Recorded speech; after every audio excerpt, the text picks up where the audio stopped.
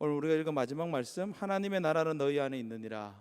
우리 안에 있는 하나님의 나라라는 제목으로 오늘 누가복음 17장 말씀을 함께 생각해 보기를 원합니다. 오랜만에 누가복음으로 왔으니까 문맥의 흐름을 조금 이렇게 살펴볼 필요가 있는 거예요. 한 두 장만 앞서가 볼게요. 누가복음 15장에서 예수님께서는 우리를 얼마나 사랑하시는지를 잃은 양 비유를 통해서 우리에게 설명해 주셨어요. 우리를 너무나도 사랑하신다는 이 세 가지 비유를 15장에서 말씀을 해 주셨죠. 어떤 사람이, 여러분들이 정말 사랑하는 그 어떤 사람이 여러분들에게 나도 너를 사랑해 라고 말하면 우리 마음이 어떻게 되죠? 두 자로 심쿵하겠죠. 그렇죠? 심쿵하겠죠. 제자들의 마음이 심쿵한 거예요.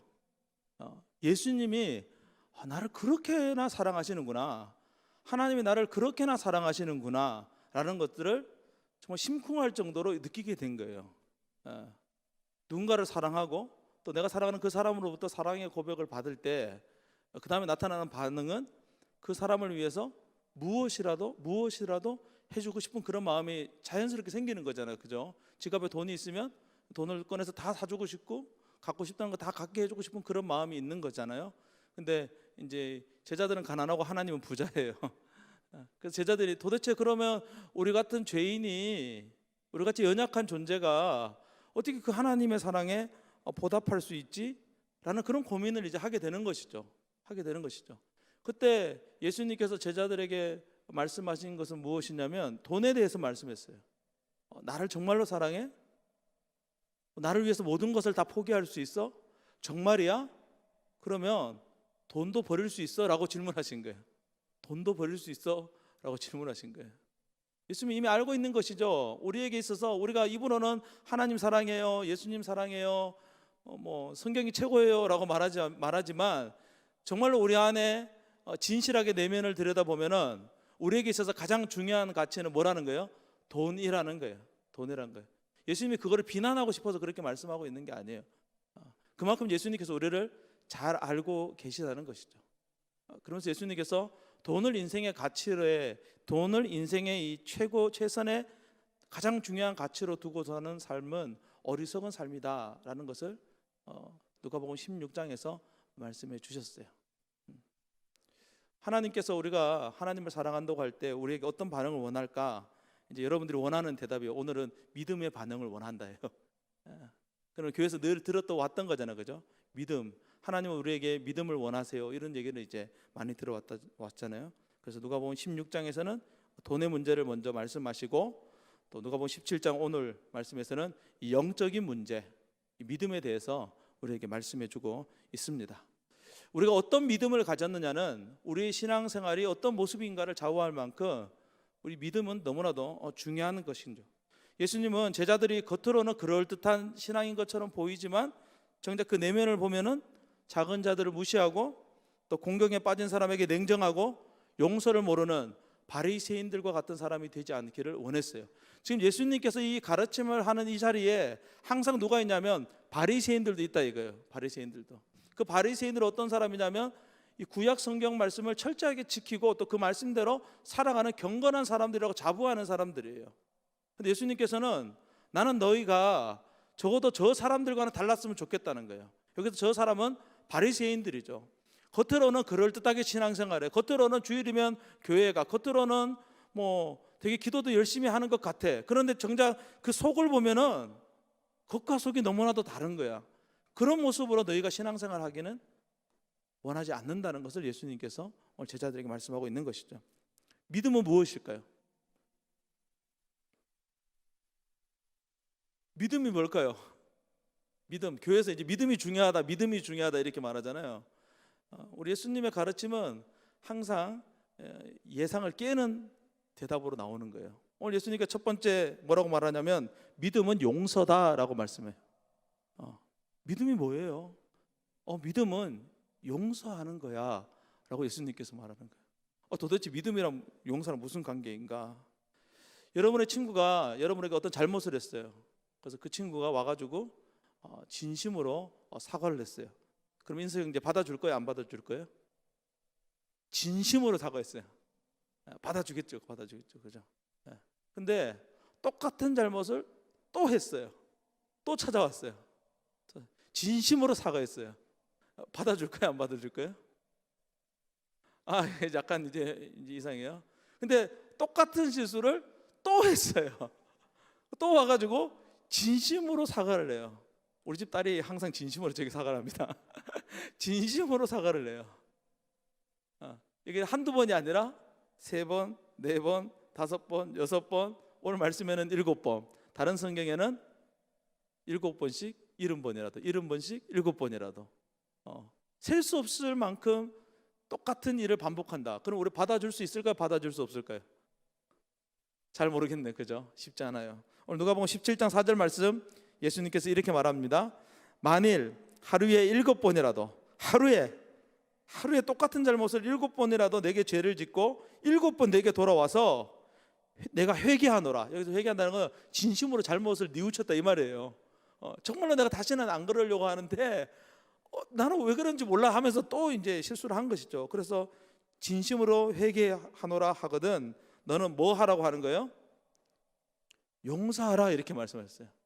예수님께서 그렇게 말씀하셨어요. 용서하라 말하세요. 그런데 이 예수님의 이 말씀이 당시 사람들, 특별히 이제 바리새인들이 가르쳤던 가르침과 좀 다른 거예요. 사람이 어떤 잘못을 한 번 하면 실수예요. 2번 하면 실수가 아닌 것이죠. 그때는 어떻게 해야 돼요? 때려서라도 고쳐줘야 되는 거예요. 사랑하는 친구라도 바르게 잡아줘야 된다는 것이 유대인들의 가르침이었단 말이에요. 근데 예수님께서 뭐라고 말하세요? 용서해라 이렇게 말해요. 그래서 누가복음 17장 5절에 오늘 자막에는 없지만 여러분 성경을 보면 17장 5절에 뭐라고 말하냐면 주여 우리에게 무엇을 달라고 해요? 믿음을 주소서라고 해요. 용서하는데 뭐가 필요해요? 믿음이 필요하다는 거예요. 여러분 우리는 믿음이 구원받는 것, 또 천국 가는 데 필요한 것 이렇게 늘 배워왔습니다. 그런데 제자들은 용서하기 위해서는 믿음이 필요하다는 것을 깨달았어요. 유대인들은 잘못을 바로 잡는 것이 좋은 친구라고 생각을 했습니다. 그래서 친구가 반복해서 잘못을 하면 그 잘못을 지적하고 그것을 바르게 잡아주는 것이 올바른 것이라고 늘 배워왔어요. 그래서 그들에게 이 연약한 자들, 실수가 많은 자들에게 자비를 베풀기보다는 그들의 연약함을 지적해서 그들이 정신을 차리고 마음을 새롭게 먹도록 싸워서라도 그들을 뜯어 고치는 것이 형제를 진정으로 사랑하는 것이다. 그렇게 그들은 늘 배워왔던 것이죠. 탕자의 비유를 보면은 그런 것이 나오잖아요. 형이 집에 와 보니까 집을 나가서 자기 마음대로 살던 동생이 집에 돌아온 거예요. 그런데 아버지가 뭘 하고 있어요? 잔치를 베풀고 있는 거예요. 그때 형의 마음이 어때야 되는 거예요? 야, 동생이 오랜만에 집에 왔나 보다. 부모님이 얼마나 기쁘면 동생을 위해서 이렇게 큰 잔치를 벌였을까. 나도 오랜만에 동생 얼굴 좀 봐야 되겠다. 이런 마음이 들어야 되는 것이 정상인 거잖아, 그죠? 그런데 일을 하고 돌아오는 형이 딱 그 모습을 보니까 바로 열받는 거죠. 저놈 잘못한 놈인데, 저놈 버릇 없는 놈인데, 저놈 지가 장자도 아니면서 마치 장자인 것처럼 유산을 요구한 사람인데, 저놈은 아버지가 죽기를 바라는 것처럼 유산을 가져가서 자기 마음대로 살던 놈인데, 그런 마음이 형에게 들었던 거예요. 당연히 이제 유대인이니까, 형도 유대인이니까 당연히 내가 저놈의 버르장머리를 뜯어 고쳐야 되겠다, 그런 마음이 생기는 것이죠. 그것이 자연스러운 거였어요. 이러한 형의 모습을 우리에게도 있다는 것을 우리는 인정할 수밖에 없는 것이죠. 그래서 우리에게 필요한 것이 무엇이냐면 믿음이 필요한 거예요. 믿음은 우리가 이제까지 살아온 삶의 가치를 뒤집어 엎는 게 믿음이에요. 용서하지 못하는 것을 용서하는 게 믿음인 거예요. 그래서 오늘 예수님께서 하루에 7번 내게 잘못해서 돌아와서 회개하면 용서해 주라라고 말씀하고 있는 것입니다. 사랑하는 여러분, 우리에게 믿음이 충만하기를 주님의 이름으로 축복합니다. 그리고 그 믿음을 가지고 여러분에게 자주 실수하는 그 사람을 용서할 수 있기를 바랍니다. 우리는 누구를 용서해야 되는지 또 용서하지 말아야 되는지 판단하는 사람이 아니에요, 사실은. 그 판단은 하나님이 하시는 것이고 우리가 해야 되는 일은 용서하는 것이죠. 만약 이것이 어렵다면 우리는 기도해야 돼요. 무엇을 놓고 기도해야 될까요? 주여 우리에게 믿음을 달라고 기도해야 되는 거예요. 용서할 수 있는 믿음을 달라고 우리는 끊임없이 기도해야 되는 것이죠. 예수님이 용서를 가지고 이 땅에 오셨어요. 하나님은 예수님을 통하여 우리를 용서하신 것입니다. 그분이 베푸신 용서는 아무 이유 없이, 아무 조건 없이, 심지어 우리가 회개하지도 않았는데도 우리를 먼저 용서하시는 사랑이었다는 거예요. 그러므로 당연히 예수님을 따르는 제자들이라면 뭐 해야 되는 거예요? 용서해야 되는 것이죠. 제자들이 예수님에게 믿음을 달라고 말씀을 드리자 예수님은 제자들을 칭찬하지 않고 이번에는 책망하세요. 누가복음 17장 앞쪽에 있는 얘기를 쭉 이어서 하고 있는 것입니다. 아니 금방 예수님께서 믿음이 있어야 된다고 말씀하셨는데, 그래서 제자들이 주여 우리에게 믿음을 주소서라고 했더니 예수님께서 제자들을 책망해요. 근데 이제 바로 야 너 왜 그렇게 말하는 거야 이렇게 말하지 않고 다른 이야기를 통해서 예수님께서 이렇게 얘들을 책망을 하고 있어요. 예수님이 이렇게 말씀하는 것이죠. 믿음은 이미 너희 안에 있다라고 말하는 거예요. 이미 내가 너희에게 믿음을 주었다라고 말하는 것이죠. 우리는 그런 기분이 들잖아요. 주여 우리에게 믿음을 주소서라고 우리가 기도한다는 것은 주여 우리에게 용서할 수 있는 큰 믿음을 주세요라고 이렇게 기도하는 것이잖아요. 그죠? 오늘 제자들의 마음이 그런 마음이었어요. 주여 우리가 그렇게 어려운 용서를 하려면 엄청나게 큰 믿음이 있어야 될 것 같은데요? 라고 예수님께 말씀하는 거죠. 그런데 예수님께서 뭐라고 말씀해요? 여러분들 잘 아는 겨자씨만한 믿음 하나만 있으면 그것을 할 수 있다라고 말하는 거예요. 우리는 이미 용서를 받은 사람이기 때문에 용서할 수 있는 능력이 우리 안에 있다는 거예요. 근데 제자들이 그 사실을 깨닫지 못하고 있는 것이죠. 자기들이 가지고 있는 그 믿음이 대단하지 않다고 생각하고 착각하고 있는 것을 예수님께서 이 비유를 통해서 그들에게 책망을 하고 있는 것입니다. 큰 믿음을 가졌다고 해서 막 여기서 어떤 사람이 나왔는데 걷지 못해 이 사람에게 막 기도를 했더니 어떻게 돼요? 이 사람이 막 걸었어요. 뭐 그런 사람이 다 용서할 수 있는 것 아니라는 거예요. 사람들이 보기에 엄청나게 큰 믿음을 가진 사람이라고 해서 다 용서할 수 있는 게 아니라는 거예요. 아주 작은 믿음을 가진 사람도 충분히 용서할 수 있다는 것이죠. 물론 큰 믿음을 가진 사람도 용서할 수 있어요. 믿음의 크기가 우리를 더 많이 용서하고 또 더 적게 용서하고 그런 것을 결정하는 것이 아니라 믿음이 우리가 누군가에게 용서를 베풀도록 한다는 거예요. 용서를 베풀도록 한다는 것이죠. 예수님께서 십자가에 못 박혀 죽으실 때 7가지 말씀을 하셨어요. 이것을 가상칠언이라고 하거든요. 7가지 말씀을 하셨어요. 그래서 기도라고도 해요. 그런데 예수님께서 하신 그 첫 번째 말씀이 무엇이냐면 주여 저들의 죄를 용서하여 주시옵소서라고 예수님께서 말씀하셨어요. 예수님께서 이 땅에 오신 목적이 무엇이냐면 용서하기 위해서 오셨다는 거예요. 예수님께서 십자가 위에서 죽으신 이유가 무엇이냐면 용서하기 위해서 십자가를 지셨다는 거예요. 믿음은 용서라는 것이죠. 하나님의 나라는 용서를 통해서 예수님의 용서를 통해서 우리에게 들어왔고 또 우리가 용서함으로 그 나라가 드러나게 되는 것입니다. 때때로 우리가 그리스도인이기 때문에 손해보아야 될 때가 있어요. 그럴 때 우리 마음속에 그런 마음이 들죠. 내가 왜 예수 믿는 것 때문에 손해봐야 되지? 내가 왜 예수 믿는 것 때문에 불의한 일을 이렇게 당하는 것을 그냥 참고 있어야 되지? 오늘 말씀은 무엇이라고 말하냐면 그것을 통해서 하나님의 나라가 드러나게 된다는 거예요. 하나님의 나라가 드러나게 된다는 거예요. 두 번째, 믿음은 항상 예수님은 두 번째 이제 우리가 잘 알고 있는 걸 말해요. 믿음은 구원이에요. 믿음은 구원이에요. 믿음으로 구원받죠. 돈으로 구원받는 것이 아니라 믿음으로 우리는 구원을 받습니다. 구원은 우리가 죽어서 천국에 간다는 의미로 우리는 그렇게 이해하고 있어요. 근데 이게 신학적인 이해예요. 여러분들 신학 공부한 적이 없잖아, 그죠? 근데 여러분은 이미 신학적인 이해를 하고 있는 거예요.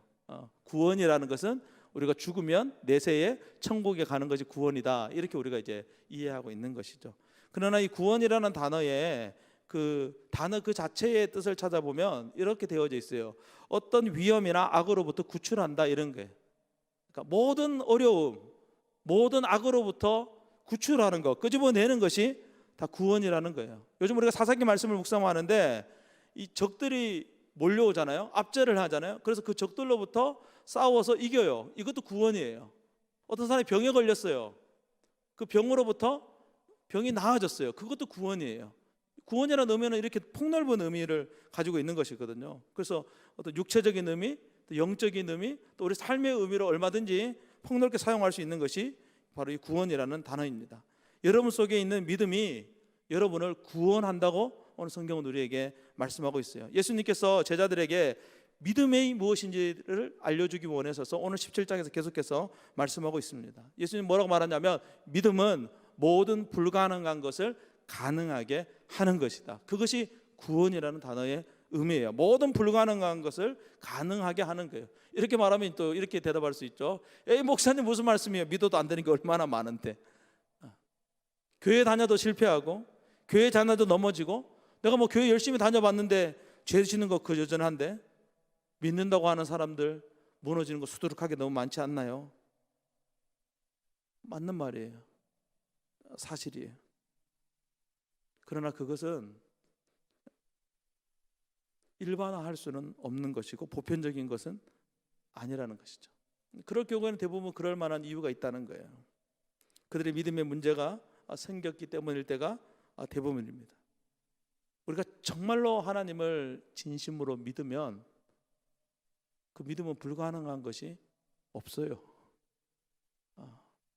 놀라운 기적의 역사를 우리에게 가져옵니다. 그건 저의 말이 아니라 오늘 예수님의 말씀이고 또 진리의 말씀이라는 거예요. 사랑하는 여러분, 무슨 일을 하든지 우리 하나님을 믿는 믿음을 가지고 하려고 애를 써야 되는 거예요.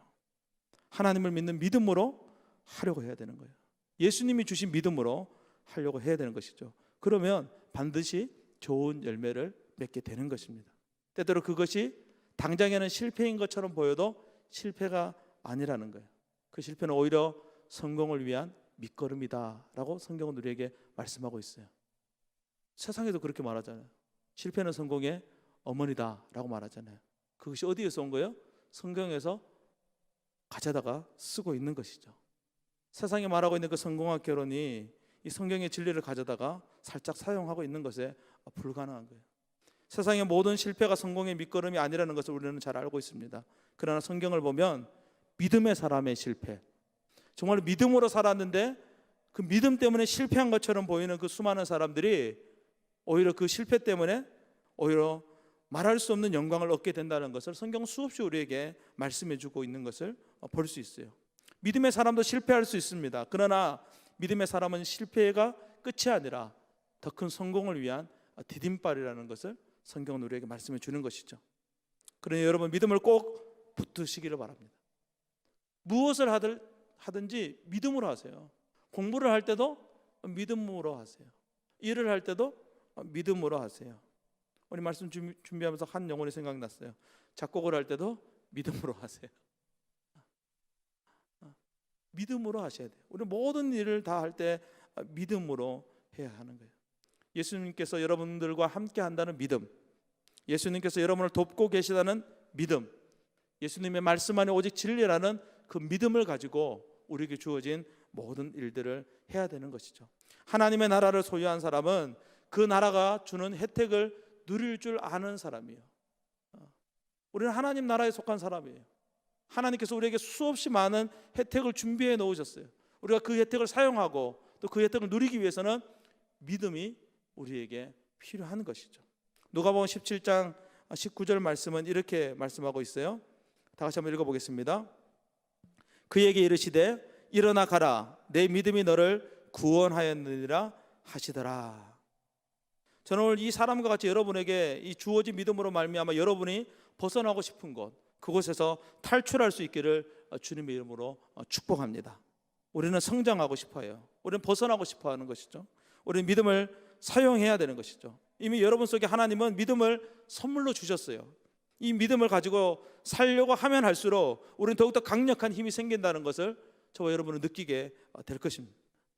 믿음으로 살려고 하면 퇴보하는 것이 아니라 오히려 우리에게 하나님이 주시는 놀라운 힘이 주어지게 된다는 거예요.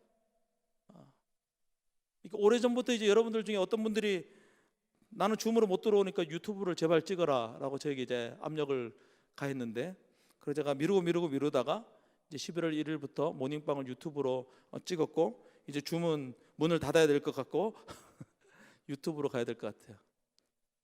그러니 꼭 구독과 알람과 좋아요를 눌러주세요. 저는 매일 새벽 4시 20분에 보통 정확하게 기상을 합니다. 기상을 해요. 그래서 간단하게 세수를 하고 옷을 입고 이제 교회당에 와가지고 새벽 예배가 5시부터 있거든요. 5시부터 이제 새벽 예배를 드려요. 새벽 예배는 짧아요. 5시 20분 전에 웬만하면 마칩니다. 20분 만에 딱 마쳐요. 20분 만에 딱 마치고 나면 이제 그 말씀을 생각하면서 기도를 하죠. 여러분들 이름 한 사람 한 사람 불러가면서 새벽에 기도를 합니다. 그러고 나서 집에 돌아와서 이제 모닝빵 집에 돌아와서 이제 씻어요. 목욕 제기를 합니다. 어차피 씻어야 되니까 이제 돌아오자마자 다 씻고 드라이하고 풀 메이크업을 하고 난 다음에 남자는 올인원이라서 한 번만 바르면 풀 메이크업이에요. 그래서 풀 메이크업을 하고 이제 유튜브 촬영을 하려고 이제 어제는 공부는 다 해놨기 때문에 그걸 촬영을 하려고 이제 앉아가지고 이제 녹화를 시작합니다. 안녕하세요, 반갑습니다. 오늘도 하나님 말씀을 하루 시작하는 모닝빵에 오신 여러분들 환영합니다. 이렇게 한 번에 돼야 되는데 안녕하세요 이렇게 되면 이제 다시 찍는 거예요. 그래서 몇 번 다시 찍다 보니까 최소 15번은 찍는 것 같고 많이 찍을 때는 한 35번 정도 새로 찍는 것 같아요. 무조건 물론 이제 풀 다 찍는 게 아니라 처음 스타트가 생각보다 쉽지 않아요. 뭔가 촬영을 해보면 그렇게 해서 그렇게 촬영을 해요. 촬영을 하고 간단하게 편집을 해가지고 그래서 업로드를 합니다. 그러고 나서 밥 먹고 또 와가지고 또 그 다음 날 거 이제 저는 이제 하루 앞서서 묵상을 하게 되는 것 같아요. 그 다음 날 거 묵상하고 또 하루 일과를 살고 그 삶을 계속 이제 반복해서 이제 살아가게 되는 것이죠. 근데 놀라운 사실 발견했어요. 힘이 나요. 내 삶에 힘이 생기는 것을 경험했어요. 어떤 의미에서 그 전보다 조금 덜 쉬는 것이고 더 많이 신경을 써야 되는 것처럼 그렇게 느껴질 수 있는데, 그런데 이상하게 힘이 생겨요. 삶에 힘이 있다는 것을 느끼게 돼요. 왜냐하면 내일 이제 아침에 모닝빵을 촬영을 해야 되니까 하루 종일 하나님 말씀을 묵상하게 되는 거예요. 묵상하게 되는 거예요. 그 말씀 한 절 한 절을 이미 공부해 놓았기 때문에 아침에 하루 종일 이제 그 말씀을 계속 이제 되새기게 되는 것이죠. 처음에는 몰랐어요. 근데 시간이 지나면서 이제 느끼게 되는 것이죠. 처음 이거를 찍을 때는 내가 이거 과연 할 수 있을까? 사실 그런 두려움이 있어서 유튜브 촬영을 망설였던 것이거든요. 힘들어서 못 할까 봐. 하다가 못 하면은 이제 불러낼까 봐. 그런 두려움이 있어서 그랬는데 이상하게 말씀을 묵상하고 말씀을 촬영하고 이것들 계속 반복하면서 제가 깨달아지는 것이 있어요. 기도하고 말씀 보는 것이 우리의 삶에서 너무나도 중요한 것이구나. 이것이 내 삶의 원동력이구나 라는 것을 새삼, 이 목사인데 새삼 다시 느끼게 되었다는 거예요. 여러분, 말씀을 묵상하고 기도하면서 하나님을 믿고 나아가려고 힘쓰고 애쓰는 삶은 우리를 힘들게 하는 것이 아니라 우리의 삶을 기름지게 하고 우리의 삶을 윤택하게 한다는 것을 여러분들 꼭 기억하셨으면 좋겠어요. 여러분들이 무슨 일을 하시든지 간에 제가 이제 경험했으니까 더 확실 있게 말할 수 있는 것이죠. 기도하고 말씀을 묵상하고 여러분들이 하고자 하는 일들을 하세요. 그것이 바로 믿음으로 하는 일이에요. 내가 이렇게 기도하고 말씀을 묵상하고 내가 이 일을 하면 하나님이 나의 이 일을 도와주실 것이라는 믿음을 가지고 여러분들이 하세요. 그러면 반드시 하나님께서 저와 여러분의 삶을 도와주시고 놀라우신 능력으로 구원의 역사하심을 우리에게 허락해 주실 줄로 믿습니다. 기적은 있는 거예요. 기적이 있어요. 아니, 세상 사람들도 기적을 믿잖아요. 저 우상 앞에 가서도 절을 하면서 내가 이렇게 100번, 1000번 내가 절을 하면 저 말 못하는 우상이 나에게 기적을 일으켜 줄 것이라는 그런 믿음을 가지고 바라보고 있고, 그리고 거기에도 기적이 있어요. 근데 하물며 우리는 살아계신 하나님을 믿는데 우리는 기적을 안 믿어. 그거는 아닌 거잖아요, 그죠? 하나님은 살아계세요. 그분은 우리가 할 수 없는 모든 것들을 다 하실 수 있는 능력을 가지고 계신 분이에요. 그것이 우리에게 필요하다면 하나님께서 그것을 우리에게 주신다는 거예요. 오늘 여기 모이는 사랑하는 젊은이들 여러분들 삶에 하나님의 놀라운 기적을 경험할 수 있기를 주님의 이름으로 축복합니다. 우리가 머리로만 예수님을 믿는 것이 아니라 정말 우리가 기적의 예수님, 우리 삶에 놀라운 능력을 베푸시는 그 예수님을 맛볼 수 있었으면 좋겠어요. 경험할 수 있으면 좋겠어요. 체험할 수 있는 우리들이 되기를 간절히 소망합니다. 믿음은 구원이라는 거예요. 세 번째로 믿음은 교회입니다. 예수님께서 제자들에게 믿음에 대해서 가르치시자 바리새인들이 예수님의 가르침에 끼어드는 거예요. 왜 끼어들어요? 당신이 지금 말도 안 되는 소리를 하고 있다. 누가 자기에게 지금 계속 잘못했다고 용서를 상식적으로 구하는데 어느 사람이 그 사람을 용서해 줄 수 있습니까? 그건 안 됩니다. 믿음으로 하면 못할 것이 없다고 하시는데 정말로 그게 가능하다고 생각합니까? 우리에게 당신이 말하는 그런 세상이 어디 있습니까?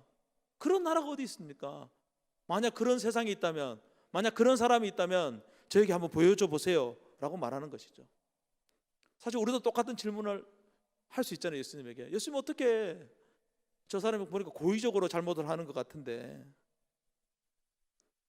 여러분들이 오늘 예배를 마치고 지하철 타고 가다가 옆에 앉아있는 사람에게 이렇게 물어보세요. 저기요, 예수님 믿으면 모든 것이 가능하대요.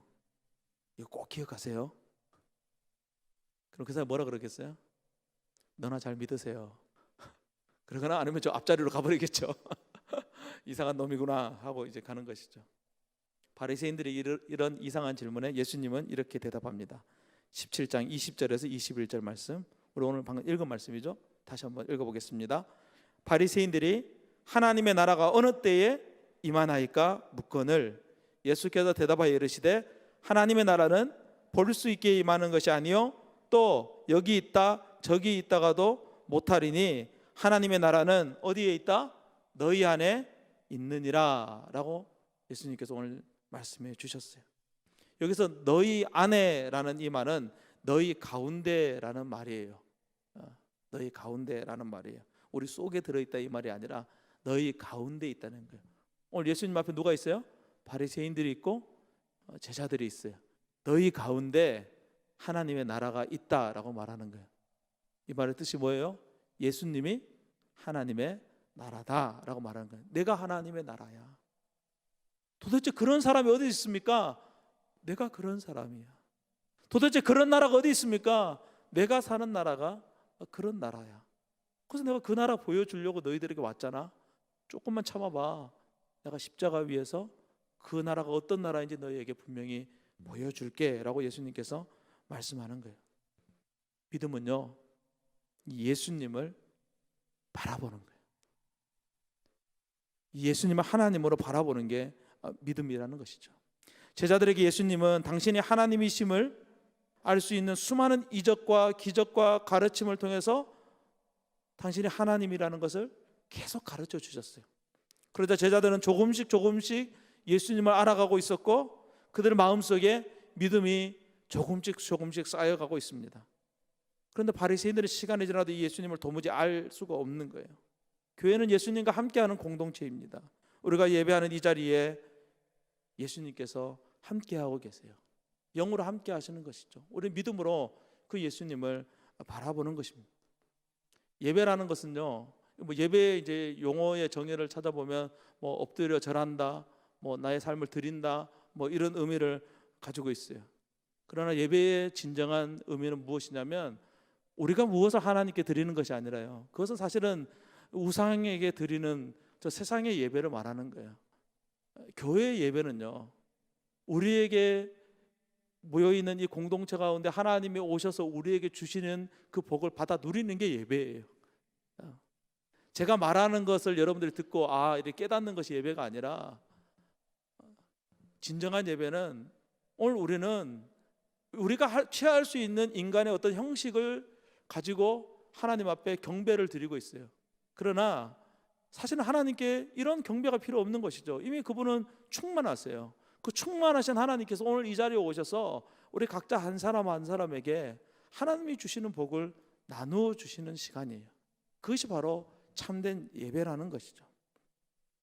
똑같은 시간, 똑같은 장소에 제자들과 바리새인들이 있었어요. 그런데 한 사람은 믿음으로 예수님을 바라보고 있고 또 한 부류의 사람들은 그 예수님을 눈앞에 보면서도, 대화하면서도, 논쟁하면서도 그 예수님이 누구인지 도무지 깨닫지 못하고 바라보지 못하고 있는 거예요. 저는 우리들 중에 이러한 일들이 일어나지 않기를 간절히 소망합니다. 우리 성서 청년 드림 공동체는 예수님을 경험할 수 있는, 예수님을 믿을 수 있는 그런 은혜가 있기를 간절히 소망합니다. 우리가 드리는 예배를 통해서, 또 모닝방을 통해서, 또 목장 모임을 통해서, 또 신학의 파노라마를 통해서, 우리가 주님의 이름으로 모이는 모든 모임을 통해서 예수님을 바라보고 또 예수님을 소망할 수 있는 그런 은혜가 있기를 원해요. 우리 안에 있는 하나님의 나라는 바로 우리 가운데 계신 예수님을 말하는 거예요. 예수님을 중심으로 모인 공동체가 교회이고, 우리는 예수님을 중심으로 모인 하나님의 나라라는 거예요. 오늘 예수님은 우리의 영적인 삶에 대해서 말씀해 주셨습니다. 믿음을 통하여 그의 나라를 경험하고 그의 나라를 드러내고 그의 나라를 누리라 라고 말씀하고 있는 거예요. 이런 은혜가 우리 모두에게 있기를 주님의 이름으로 축복합니다.